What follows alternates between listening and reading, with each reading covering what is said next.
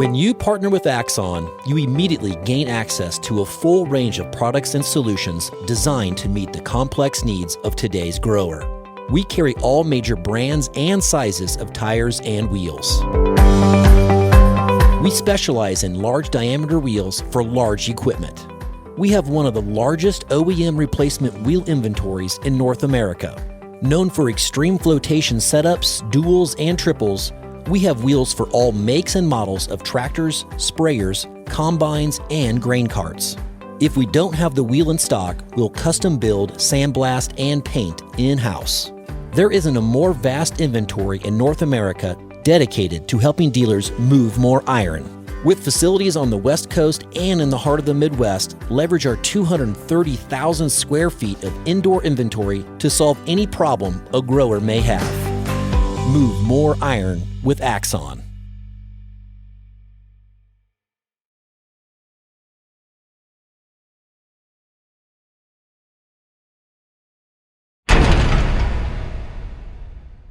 Moving iron.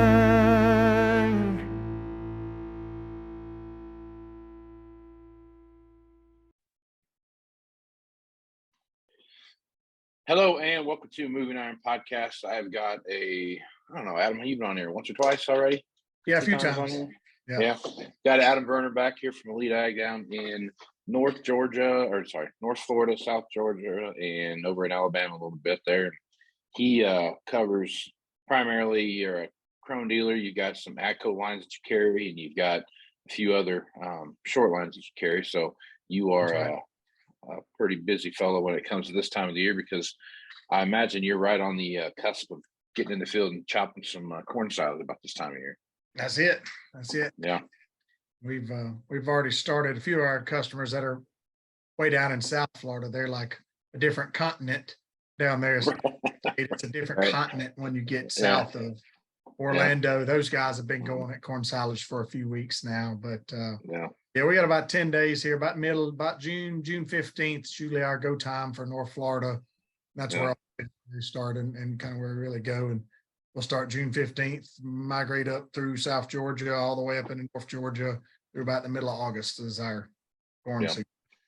Yeah. So just for the sake of kind of catch up here, kind of describe your area, what it is that dominates your area, and where your primary focus is at for your dealership.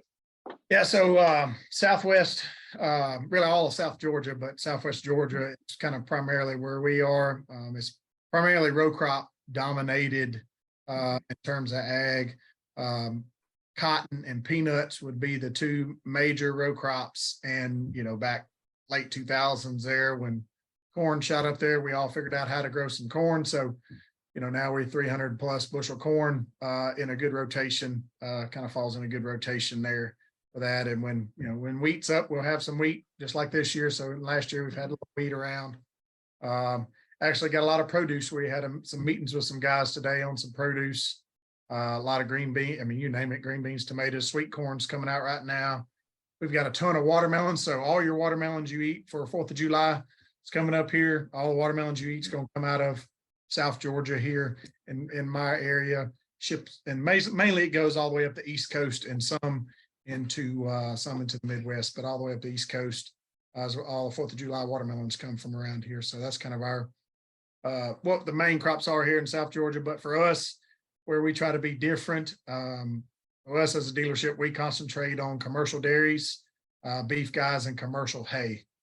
That's Elite Ag. That's our little niche and hole in the wall, because they've got some little specialty short line stuff that a lot of the bigger dealerships don't necessarily care or specialize in it to know it, like the choppers, feed wagons, all the stuff that goes with it. Basically everything that dairies are involved with, the big commercial ones. And we've got a lot of 10, 15,000 head operations within an hour or two of us. So we kind of concentrate on those guys. And we've got a ton of hay, small square bales, and the horse hay market for Georgia and Florida is really big. So we've got a lot of customers putting up small squares still. And then again, since we're already in the feed wagon business and the hay business, that kind of falls into the beef side of things. doing silage. We really try to do a lot of educating, putting up baleage and that sort of thing for South Georgia is still kind of a new thing for us because our growing season's so long, and we can start putting up hay in March and go all the way to October, November. So it's never, we don't have the time constraints that you do up Midwest, Northeast, and be forced to do things on a timely manner. Everybody just always, I'll just wait another week, 10 days, and there'll be a window. So it's education on why, you need to go putting up some wet hay and about how good it is and all, because the time thing isn't a selling factor. Yeah, very true. Very true. It's amazing when you get south, how much agricultural practices change and mindset Absolutely. changes. My neck of the woods up here, you get 3 cuttings, maybe 4 if you're lucky. And it is a tear to get. There's no messing around when it comes time to cut that alfalfa. It's time to go. When I lived in northern Minnesota, it was the same way. It was, you could set the calendars, and I mean, it's going to be within a week or 10 days either way. And that down here, setting a calendar by doing something is something you don't do. Something that happen very often, at least. Even that's for sure. The row crop guys. I mean, everybody wants to want the first one in the field, but at the end of the day, our corn planting window's 60 days. Right. Yeah, exactly. I mean, the reason to run all night, and everything's underwater. So like getting it all in the ground before rain, it's just so you finish the field. Go to start a different field after dark, and we don't. So like another thing for Midwestern tractors versus Southern tractors, we don't ever order the LED light packages. When we're ordering tractors, we don't add the $4,000, $5,000, $6,000 light packages because at the end of the day, we don't farm because our moisture is high, so our humidity, so we can't farm we can't combine after dark, can't pick cotton. It's hard to plant because the moisture comes back up in our soil so much it starts sticking to your press wheels on your planter, stuff like we stop when dark comes around. So that makes a lot. I never thought about that. That makes a lot of sense. It's the weird things. That makes a lot of sense. Awesome. So, all right. So being dairy being your niche right now, with the dairy market the way it's been, talk a little bit about that and how that's what you guys are seeing right now from an equipment standpoint. Yeah. I mean, at the end of the day, the dairy market's still been good. It's got its up and downs. I mean, the milk price has been down here for the last little bit, but I think that is the new norm for the dairy business. And like I said, we don't have the small 200 cow dairies anymore. I mean, the smallest ones you'll find in the state now are 500 to 800. That's as small as you'll find. And those are getting less and less. I mean, more or less our 1,100, 1,200 is the smaller dairies now. So those guys can handle it. But believe it or not, our bigger dairies are still expanding, and they're still pushing forward. They had some good profits last year, even with feed prices as high as they were. And they're, because of the way equipment has been the last 5 years, they're not necessarily, we're not behind on they're not behind on equipment purchases and that sort of thing because the dairy business is okay. So they're just steady with their equipment and on their normal routines. So they're not, they're still be able to pay cash for everything. Our bigger dairies are. So we keep them feed wagons, the bigger ones that want the custom ordered feed wagons, we keeping them one a year, just like, and they're phasing one out every year, just on the normal routine. So equipment wise, they're kind of holding steady. We've had a few, we did have one 6,000-7,000 cow dairy in the last year, get rid of all of his silage equipment. They have his family owned dairy and they have always put up their own silage. I mean, for the last 50 years, the last probably Casey, I'd say 8 years, they've started hiring a custom guy, maybe 6 years to come in and help. And the custom guy has gotten more and more and more. And then this past fall, he said, hey, we want to sell our chopper. And so we sold the chopper back in the fall there, set it up for a guy in Mississippi here about a month ago, doing some grass in Mississippi. So, there's a big dairy that's gone all custom that always has, owned equipment. So that was a decent change for them. Yeah. Are you seeing a trend line towards that in some of these bigger dairies where they're going to be more mean, they're still vertical integrated, but they're looking Mhm. at where they want to put their capital at. So ours are all over the place, believe it or not. So we've got a couple big dairies. I mean, that own milk 14, 15,000 cows that are pretty much completely custom. Mhm.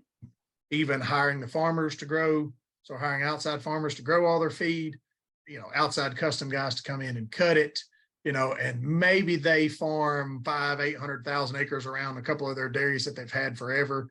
And they just put it in the ground, but Mhm. end of the day, that corn's not as good as what the farmers are growing. So it's just because they already own the ground. So they're putting some. Sure.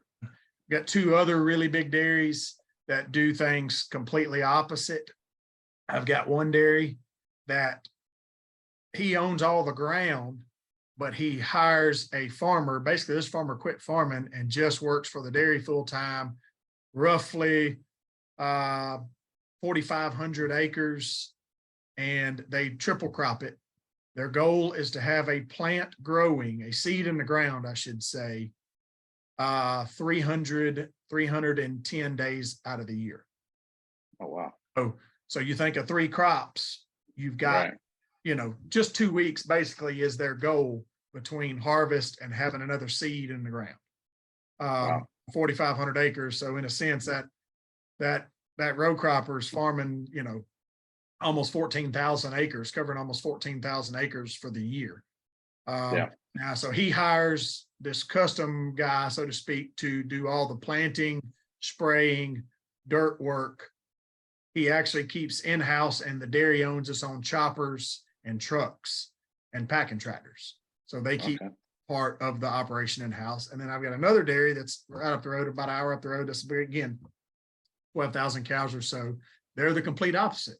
So they keep all of the planting, dirt work, and spraying in-house, and in custom silage crew with choppers and all the hay equipment for forage and all the trucks for corn silage. Now they do pack their own corn silage, but they have it all custom. So there's 2 dairies not an hour apart that their farming practices are completely opposite of one another, and both of them have awesome operations. I can't say that one is better than the other, and the way that they do stuff, because both of them are still actively trying to expand as well. So that kind of tells you how they're getting along when they're trying to buy other dairies and buy more land and expand their operations. So so that's kind of a unique thing, I think. Yeah, it sounds like. I mean, it's just because typically when you see something like that, you'll see a trend line where multiple operations kind of follow a similar trend line.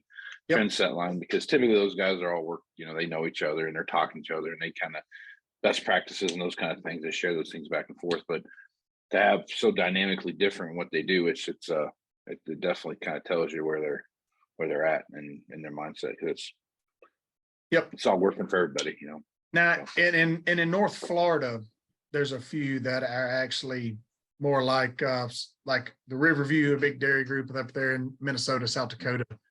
So they come in and build the dairy, and they custom everything out, from all their straw to their corn silage and everything.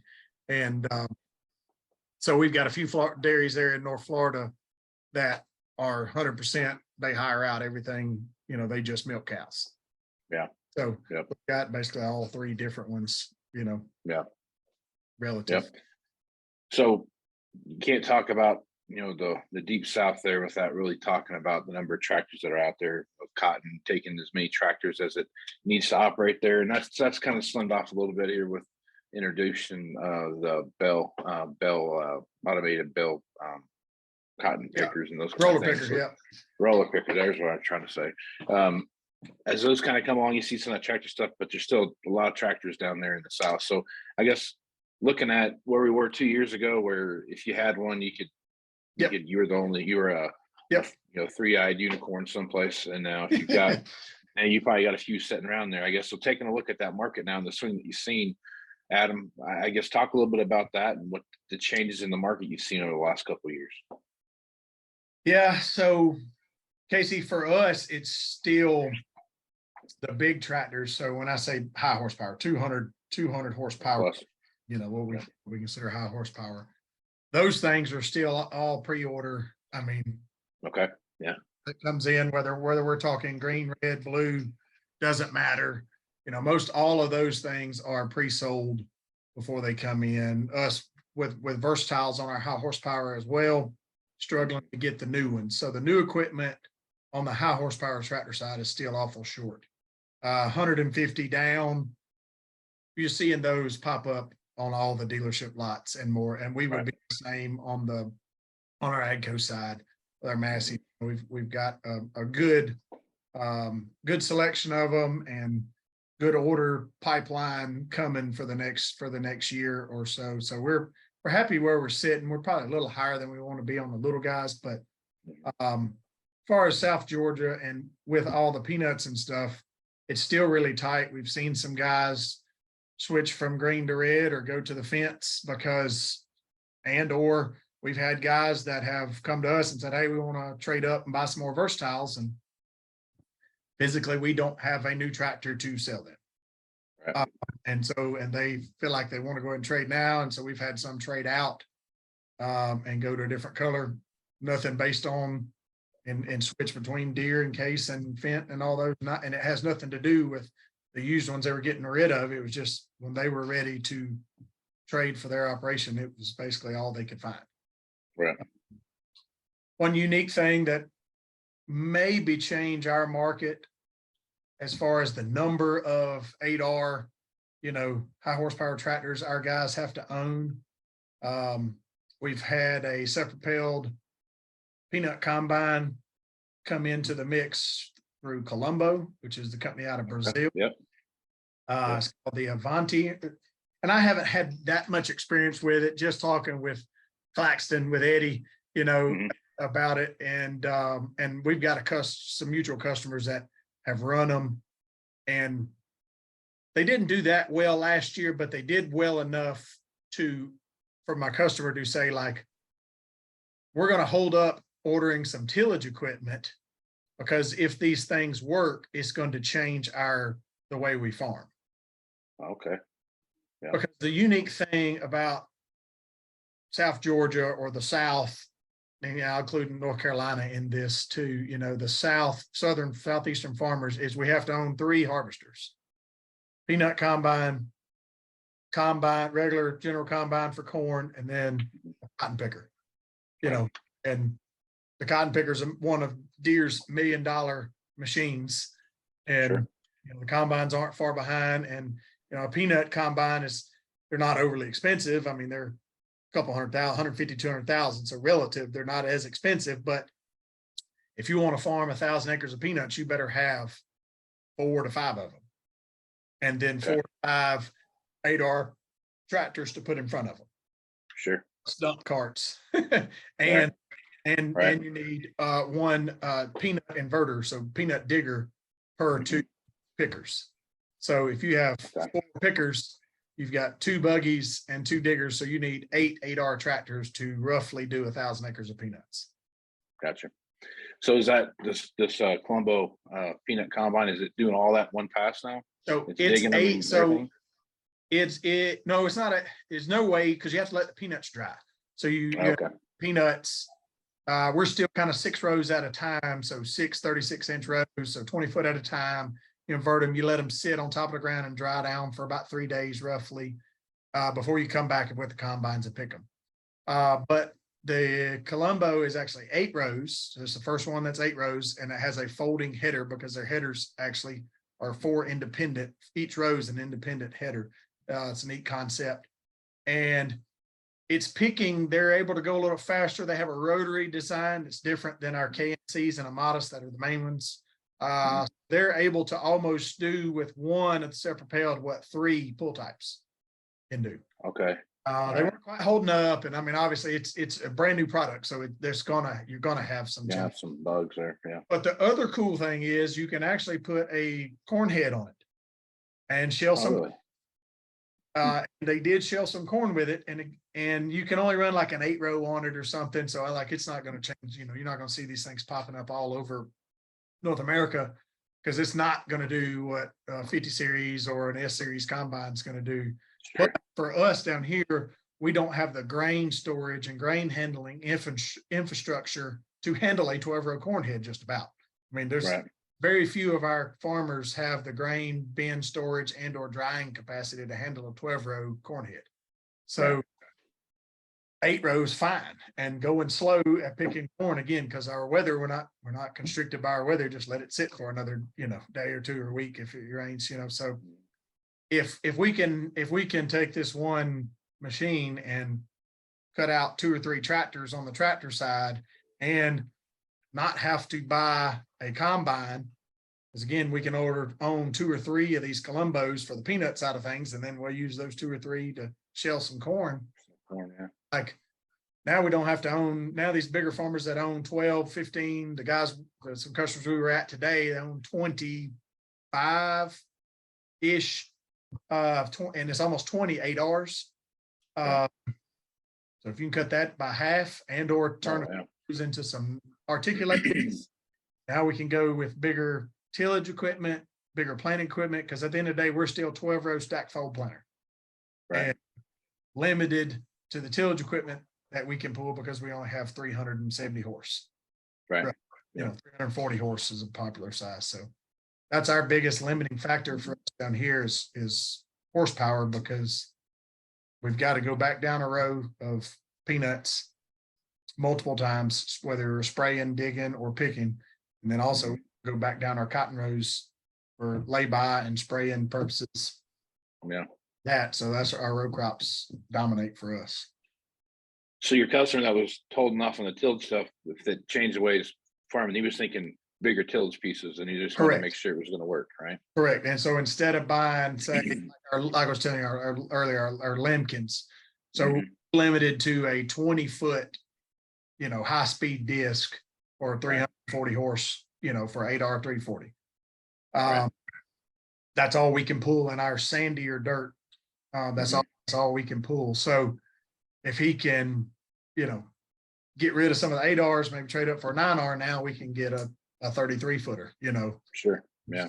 Something like that, or even go with a 40-foot on the lighter, the Heliodors or something like that. Would really change his tillage. Yeah. So that's something I've had a conversation with a lot of guys about just in general is looking at some of these operations and then really dialing in on somebody. So for so long, they've just kind of peanut buttered across to everything. Like, we need to have this many 8Rs, this many whatever, this many, and not necessarily looking at, the operation. Like, okay, right here we can need 400 horsepower because we can do this. And if we change some tillage practices or change some planting practices, spraying, whatever. Yep. That's you what. Start kind of dialing in that horsepower, where you need what, when, and why do you need it that way? And you start looking at, like in your situation there, that one machine comes in and totally retrofits the entire way people have farmed down there for 100 years. So it's those things. That's a big deal when you start looking at that. So now you start looking at it from a perspective of what's that do to the movement of used equipment in your area. And I think probably the really only model that you guys have is, when you look at it that way, it would be, how the basket picker to the roller picker and what that's done to that marketplace and that used equipment line. I guess thinking about that a little bit, Adam, what's your crystal ball telling you about this long-term change and possibly change? And the funny thing, we don't really, like I said, we don't mess with the peanuts very much. So we're not even a Colombo dealer, but I still think it's really fascinating and neat. And Steve and I, that's one of the biggest things that we push is trying to be different and trying to go out and push the envelope in terms of what grandpa did, and trying to save passes. Can we bring this piece of tillage in? Because again, with our peanuts being they're grown underground, like we're still, you can't really no-till peanuts. You can, but not long-term. The nematode and the bugs and stuff we have, it won't work long-term. So at least you got to turn the dirt once every 3-4 years, depending on your peanut rotation. But I'd love to see some more articulated tractors. And I mean, at the end of the day, it would make us more efficient, because right now, as a whole, it doesn't sound good to say our farmers aren't efficient, but at the end of the day, the acres we cover per day it's just because I've been around this country, lived around this country a lot. I know how many acres we can cover in a day. how much a 24 row planter Right. covered versus Right. two 12 row stack folds, and we pull straight to the end of the row. I mean, we still got half the guys don't even have row shut off on their planters, because until the roller picker that needs 2 acres to turn around on the headlands, like, and they still just, and we got corn guys that plant straight to the end of the row, drive to their damn near weights, hit the damn fence, pick up, do a 5-point turn, backing up, turning around, back up with their green star on, and then sit down and then go again. And they don't plant the headland pass. They leave staggered ends all the way around the field. Corn, peanuts, cotton, all the above. And don't. And that's just, in 2023. And I'm talking about it's everywhere. It's not just farmer to farmer, the insurance farmer down the road. Like, it's all over the place. And like I said, to me, there's no reason for it now. With the roller picker takes half to turn that joke around, and it's only 6 rows. So you're going to be inefficient turning around. It's going to take you some room. So why not plant you some headland passes? You're going to run it over anyway. Right. And the only one that makes sense, a little bit of sense to me, is peanuts, because you got to let them dry. So if you invert those peanuts, first, when you're digging the rest of it, you're going to drive over them. So to do that, you got to pick those 2-3 days earlier, invert them, then pick them, and then come back. So the peanuts I can understand a little bit, but corn and cotton and all, I mean, so that's a weird thing. So going to bigger equipment, and hopefully that would be bigger planters. Yeah. Then that would lead to, and we still got guys that will say, you can't take a planter and hold it on a strip till row. Right. Or you can't take a twisty tractor, as they call them down here. They don't drive straight with a GPS. That's what they still say, because we've been trying to sell some small versatiles to them, and we're like, look, man, we'll just put a 3-point hitch on it. Like, you can pull your 12-row ripper bedders, whatever, 12-row strip till rigs, like, because it's heavy enough, and they're like, oh no, that twisty tractor is not gonna drive straight. It's gonna, when it twists, I was like, that's 20 years ago. Yeah. So they had trouble with the steering valves 20 years ago. Yeah. They will drive straight, I promise you. Yeah. And we have receivers now that go on the planters to keep sure that the planters on the strip till row, and we have strip till that'll actually put the fertilizer out at the same time. You don't have to make, and I mean, so it's, we got years before we'll be up with you guys, Casey, Yeah.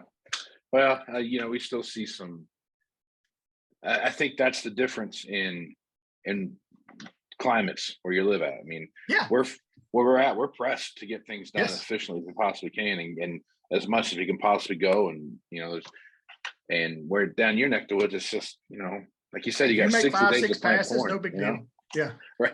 Yeah. You got so much time to get things done where we have such a narrow planning window that, it's a big deal to get those things to happen. And then you start talking about technology, and I think the adoption of the technology in the quote unquote corn belt has gotten to be such a mainstream. And I joke with my guys all the time up here where, the tractor's buzzing at you, that's going to blow up, and they keep going, but lose an AB line and they stop tomorrow and got to call someone to come fix that. So it's stuff like that. It won't steer, and they probably still got row markers on their planter too, but they don't want to. So I mean, you get into that kind of situation where you're starting to see that happen, where the technology is getting to be such an important part of the machine now. The conversation I've had with guys is that the actual powertrain, I don't want to say that it hasn't, adapted and grown, because you've seen IVT transmissions and constant light transmissions and those kind of things, but that technology's been around for a long time, and it's not really done a bunch, right? I mean, you've seen some horsepower on machines and different emissions and those kind of things, but what's really grown on equipment, regardless of the brand, is the technology that's being put into them, whether it's being integrated, somewhat integrated, the bolt-on stuff, the planter stuff now. I mean, looking at the amount of technology that's on a planter to go to the field now is as much as it's on a tractor to go to the field now. So it's just, there's like, I'm partly glad we don't mess with planters for that reason. There's a lot of technology on those things, but it's like 2 independent machines working in the field at the same time. Absolutely. You know what I mean? Like one's doing its own thing, another one's doing its thing, and they're kind of just talking to each other, and I'm still back here, don't forget about me type of thing.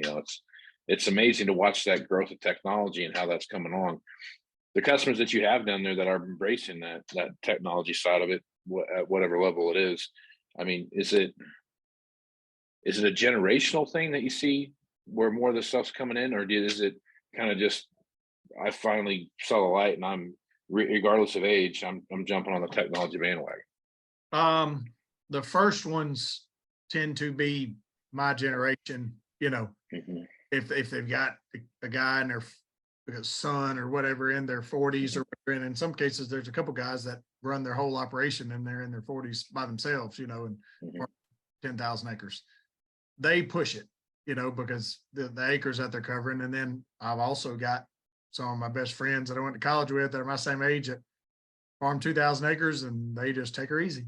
You know what I mean? It's just the individual itself at the end of the day. We've got some older guys, older generations that are just as aggressive at being efficient and that love that, to me, you crave data. Do you crave data? Like, do you want the input, or are you just looking at the dollars and cents in your QuickBooks at the end of the year? Is that really all you look at, or do you really want to see the, by acre soil sampling, grid mapping, variable rate? Is that a good? I mean, I had a guy. We had we got our first two, like the Soul Warrior, the big integrated strip. There's two of those came down to Georgia last year, and they come down and talk to us about being a dealership, and I was interested. And so I was just kicking it around with some farmers and guys, and I literally had guys tell me that, oh, you can't ban that fertilizer like that. You'll ruin your field. You'll take all the fertility out of your field that way. And I didn't reply, but it really made me laugh. That, I mean, they're that short-sighted to think that if you just put fertilizer in one place, the rest of your dirt goes to crap, and that's so we still fight that at the end of the day. And you think, just from a simple technology standpoint, that they would understand strip tilling and then going back on that same line and planting on top of that? I mean, we've been strip till down here probably longer than anybody with our cotton, because cotton is one of the most forgiving crops in terms of getting it out of the ground, and population isn't as critical. So you have a plethora of options to spray with, and you got to be spraying every 2 weeks anyway. So like, throw in another herbicide, no big deal, because we're spraying for insects, fungicide, or picks, growth all the time. So it's not hard for necessarily weed control, but man, I tell you, it's one of those things that's I think held us up a little bit, because cotton was so easy to grow, and it was so easy to grow in a strip till rig, and it's made us not push the envelope as much as corn. And because also I'll throw out this, our peanuts. So peanuts, there's no yield monitoring for peanuts. The only thing is when you run your semi across the scale and how many tons they say are in the semi, and how many semis you take to town to the peanut buying point.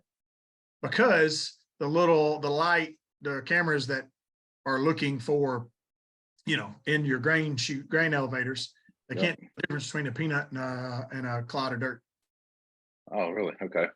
So we've been slow, I think, on all of the above, because A, our cotton is so forgiving, but then B, our peanuts, we've never been very, you can't be very data driven with peanuts. It kind of is what it is. You got to have a specialty planter. There's only a couple planters that can put it in the ground. I mean, now we got 3 or 4, a couple out of market monoceums and crust busters in addition to the deer and cow. But yes, so there's only so many things that you can chase with peanuts. It's a gamble. Like, you can pull them up and start counting pods and this, see how many you got, but it's really a gamble. You don't know till you got it on the truck and it's at the buying point. Right. I think that's kind of what, until we really got into the corn, that was when you could really start to embrace and see the vertical integration of soil sampling, fertilization, the planting, spraying, the combine, like the whole farm. Whole picture coming together. Yeah, and being able to lay it on your computer there and see some benefits and changing some of that stuff, because and now they're getting there with the cotton picker now. So I mean, you can variable rate. They can read, in the CP690's been the biggest for that, so where you're the picker, the strippers out west, and they can variable rate that and get your yield mapping and all that kind of stuff, and track those bales wherever they're going, all that kind of stuff. So now they got a couple crops that they can do that with. Yeah. That bale picker is something else. It's amazing. Really is. It's what they can do with it, and you can earmark each bale as to know what, how much it weighed, and moisture and all that. I mean, just very, very interesting what you can do with all that. And explaining to people how it works, like literally how it's built and how it works, that really blows people's mind. And I laugh all the time. It's one of my best friends from college. They row crop, they do cotton and they do hay, round bales. And when the first year it come out, we were at the farm show down here in Moultrie at Sunbelt, and he said, man, he said, John Deere's got to be the dumbest son of a gun. Those engineers are going to be the dumbest people I've ever seen. They took the two pieces of equipment that catch on fire more than anything else, a cotton picker and a round baler, and they put them together. He said, I can't believe they did that. And I mean, they do catch on fire quite a bit, but it's like, talk about something that changes the industry. I mean, it's amazing what that's done to cotton, It's unreal. It's absolutely changed the way, just the whole, like, again, like kind of like your guys there. I'm going to hold off on a minute, because with this piece of equipment is going to change the way I farm, and you've seen that. Yeah. So I was going to cover that. So we talked about that so back in the day on the cotton side. So just an average cotton farmer would run, a smaller cotton farmer would run 2 6-row pickers. And then he'd have to have a bowl buggy if he was going to be semi-efficient. And then 2 module builders, which basically be making a big, for people that don't know, bale of cotton on the side of the field that you could then put in a truck to haul it to the gin. And so it took for you to even do 50 acres in an afternoon, or so, it took 5 people and 5 pieces of equipment, so you had 3 tractors and 2 cotton pickers. And then to move all that stuff down the road, I mean, you're like a custom harvest crew moving. Right. Well, now you can pick 100 acres in the afternoon, like after church on Sunday. You can get on the cotton picker at 3 o'clock in the afternoon and pick 100 acres by yourself. You don't need anybody. And drop bales off at the end of the field, and so then you just take a wheel loader, even hell, then you get tractors with rear lifts and load them on your own semi. You don't have to pay the gin to haul for you on the module truck, so you can haul your own, so you can pick which gin you go to, not just your gin. So now you can sell the gin, because you're hauling full semi load. So now you can haul to a gin several hours away if they're paying most, literally, which that was not an option earlier. And then also now the gins, and this is 6, 8, 10 years ago, the gins actually started incentivizing this and actually would charge you less to gin the baled cotton versus a module. So they charge you 11 cents a pound to gin a module come in through the gin, and they charge you 8 cents a pound to gin a bale of cotton. Oh, wow. Yeah. How that is because the bales, like we said, the data and all the electronics and stuff that's in those, the 7760s at the time, but CP690s now, every bale's weighed and every bale's the same density. And so the gin is able to be more efficient because every round bale that comes through there is the same. And the modules, there's just a guy sitting up there working 2 hydraulic remotes back and forth, moving this press, this packer down, and just how aggressive he wants to be in packing the module as it gets dumped in. And so he may say he's done, and then the next guy's there, he's packing for another 20 minutes, 30 minutes. And the gin was able to be more efficient. So, I mean, like it from literally from start to finish. Stuff. Yeah, it's crazy how much that's changed. And that's kind of where I've seen over the years, there's still a ton of 8Rs and stuff like that come out of that 270 horsepower to 340 horsepower tractor. There's still a million of those down there, but Yep. It's not like it used to be, you know what I mean, where Nope. they were just, hundreds at a time coming through, going through the wholesale market, trying to figure out which ones you wanted. And it's not nearly as big of a deal as it used to be when it comes to the tractors. Again, because we cut out all three of those tractors that they needed on the cotton side of things. Yep. Yeah, you cut it in about half when you look at the numbers. You take about half of those tractors out of the mix. And so then, like we talked about with the peanut side of things, like you want to put a dent in the 200 plus used tractor market. Yeah. I don't have a crystal ball for that one, Casey. Well, if that happens down there, we can start taking that combine and you start really same kind of deal with that. You're going to really knock that in the head. I mean, a lot. And that's going to be. That's one thing from anybody from the Midwest that comes down here is always amazed at the number of units that we have on all of our dealership lots. Right. Just the sheer volume, especially like I said, we talked about the other continent of South Florida. Like you get down there on some of those places down there, and geez, they rail them in, for the sugar guys and stuff down there and produce guys down there. But for here, I mean, it's, so we're the only place I know of, and you correct me when I'm wrong, we're the only place I know of in North America where we have 5 different dealership groups within an hour and a half of one another. Of that magnitude, yeah. That are strong. They're all really good outfits with a lot of stores and do a lot of business. Do a lot of business. So you don't usually get that level of like that because it's just not the. And that's not store locations. That's dealership groups. Dealership groups. And then there's still more stores on top of that. I mean, that's one thing about the South too, is that the proximity of those locations to each other. 30 minutes. Yeah. I mean, it's not uncommon to have, 15 or 20 miles away, there's another dealership. Yeah. And both of them have 50 tractors on the yard. Yeah. It's a full service deal. It's not like one's bigger than the other one, and this is just a parts deal, and this is just a service deal, and we kind of, whatever. It's a full blown dealership. That's the thing about the South, and be under the same dealership umbrella, and not even be competing brands. And I mean, it really is one of the only places you can find that in the States. Right now. And touch points between customers, even that close, are very limited. You know what I mean? Like it's just this location, this is their customer base, and there's not a lot of lead over unless there's like some crazy thing they got to go do. But it's even that close. It's like on the other side of the hill. They don't go on the other side of the hill. You know what I mean? Yeah, and it's a tough sell for us being a single store. People are scared of our service being able to travel because they're used to being 30 minutes away from everything. Yeah. And being able to grab it. So that's always been a tough sell for a new customer that hasn't been with us before. They don't realize that our customers go from Okeechobee to Montgomery, Alabama, to talking with a guy today from upstate in South Carolina, just because of specialty stuff we sell. There's not a place necessarily where they can get it between here and there. Yeah. Yeah. And those niche markets do have their place when you start looking at what you're doing. So it's good and bad, and we try to keep it on the simple side of things so we don't have to chase them all the time. Yeah.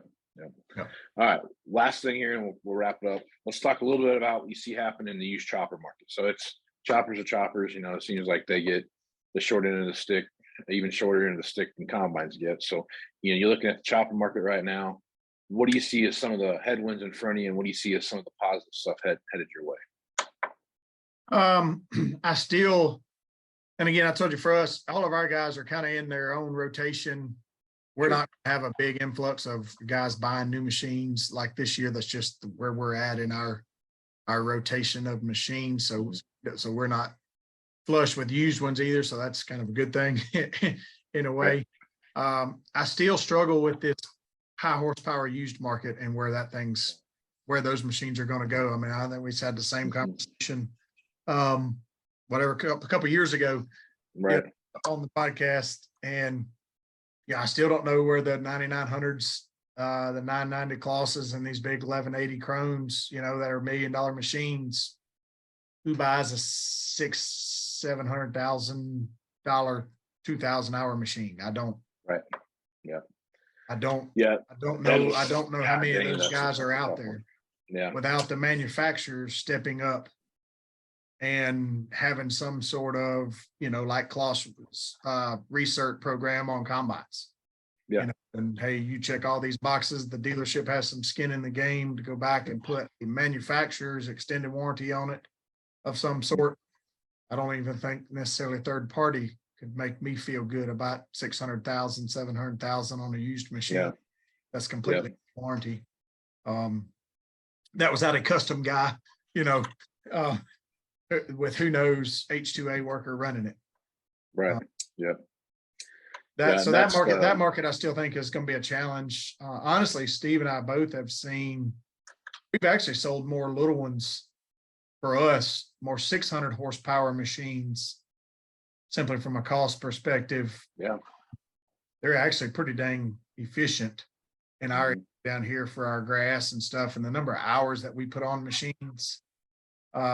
We've actually sold more of those in the last few years than I thought we would have. I would bet you, if you'd asked me 5 years ago, I wouldn't have said we'd have sold that many. I'd have thought we were going bigger, 700, 800,000 horsepower machines.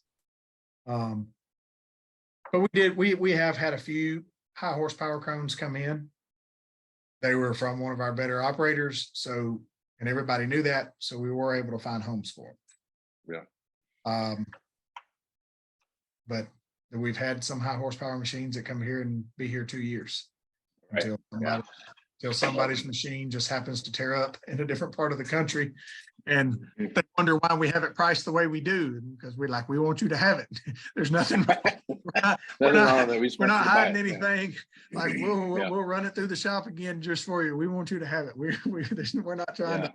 We're not trying to. We got it priced to sell for a reason.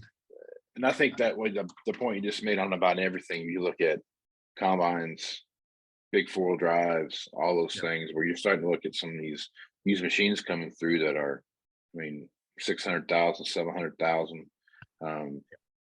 If you can't,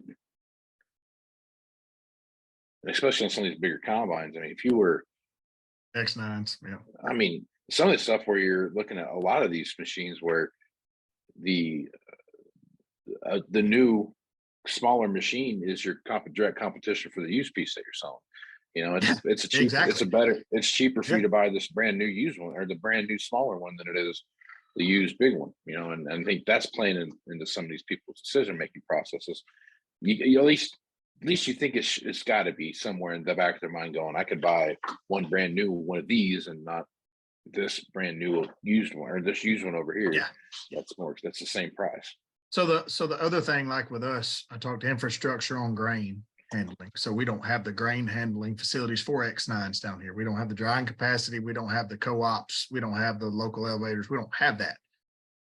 Same token with a 990, 9900, 1180 Chrome, big chopper on the used market side. If a guy's going from a 500 horsepower machine and he's got this big one here with 12 row head is in his price range and is a great deal, he doesn't have the infrastructure to handle that chopper. Right. He's buying way overkill for everything he's got. So then the chopper just sits idle all the time, waiting on trucks, waiting on the push tractor, because he's still got all 10 wheelers. He doesn't have semis, and these big things, man, you better have semis. You better not be chopping in 10 wheelers or wagons, because they're going to fill them up quick. So that's, for you, that'll hurt an X9. Cause sure. If you're still hauling grain, with 2 trucks and you running up some Westfield augers, that X9 is going to be sitting out there with some high dollar idle hours. Yeah. And that's the hard part to have the conversation. A lot of guys too is understanding what your infrastructure looks like. Yeah. And what does your support equipment look like and where are you at now? Because some of that is you're not just buying a combine or a new chopper. You might be buying new trucks, new tractors, everything else to go along with it. So what you thought you were spending over here was 600 or 700,000 on to use something, might turn into a couple $1 million pretty quick after you get everything kind of figured into that. We've told people several times, like, look, man, you're not set up for this. And we'll be fine. And they figure out pretty quick. Shortly after that they really weren't ready for that machine. We were Yeah. trying to steer you in a cheaper direction and another direction, but they wanted to Yeah. be new or whatever. But I really do think that that'll be a challenge for the high horsepower chopper market. Sure. Is there'll be guys that are coming out of a 9480 or 64, small 7480, whatever, small frame deal, and they'll see this big one, and they got the kid there that always wants the high horsepower.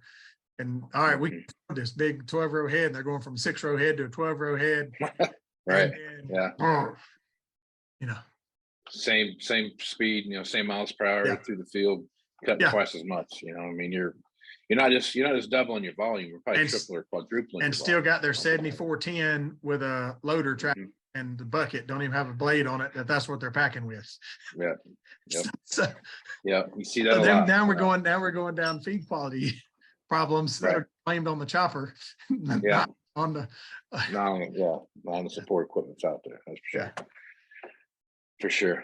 Well, I think that's a good place to stop, man. If folks want to reach out to you and get more information about what you're doing over at Elite Ag, what's the best way to do that? Yeah, man. So they can check out our website. It's eliteagco.com. Or you can hit me up on our emails, adam@eliteagco.com. Find all our stuff, all our million different small short line stuff that we sell and specialize in. If you got any questions, love to visit with you. Let us look forward to Nashville here and counting down the days, sir. Yeah, it's going to be here before you know it. So you've been at last year was the first year you came to it. So talk a little bit about what your experience was with Moving Iron Summit. Yeah, so that was my second time at Steve's first go around. My partner Steve's first go around, and he was like, "Man, that's one of the best ones I've ever been to. I'm going back next year just from a networking standpoint, Sure. And we go to the Dealership Mind Summit too, and I really like that. And that's more of a business oriented session. Like to me, yours is all sales and equipment, and it's all equipment guys there from all different colors, all different brands. And man, you can't network enough. You can't network enough in brand and cross brands. And it's just really the atmosphere you put forth is one of the best parts about it, Casey, that it is so laid back and makes it where we can all have, an even say, and nobody's going to be frowned upon one way or another for one opinion or not, or Aaron decides Fintel decides he wants to get about some situation. Ain't that right? Ain't that the or truth? Claxton, same way get one evening. That's right. Yeah, no, it's a good group of guys that come to that, man. Good group of fellas that come to that. So. That's right. Well, Adam, I appreciate you being on the podcast. Give my best to Megan, and we'll do. Tell Jackie we said hello as well. We will. We'll see you in Nashville here in about a month or so. Copy that, man. So, all right, buddy. Have a good one. Wow. See you. All right, man. See you, man. I'm Casey Seymour, Moving Iron Podcast. Check me on Facebook, Twitter, and Instagram at Moving Iron LLC. Go to LinkedIn and Moving Iron Podcast and see the video version of this over on YouTube at the Moving Iron Podcast YouTube channel. If you want more information about the Moving Iron Summit, go to MovingIronLLC.com and you'll find everything right there. So with that, I'm Casey Seymour with Adam Verner. Smooth Smart folks. Out. Maybe we're going to say out. Moving iron in the 21st century.